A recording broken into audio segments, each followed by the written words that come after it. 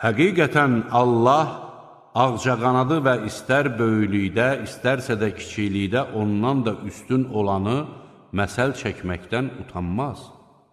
İman gətirənlər bilirlər ki, bu, onların Rəbbindən gələn haqdır. Küfr edənlər isə deyirlər, bu məsəllə Allah nə demək istədi? Halbuki, o bununla bir çoxlarını azdırır və bir çoxlarını da haqq yoluna yönəldir. Lakin o, bununla yalnız fasiqləri yoldan çıxarır.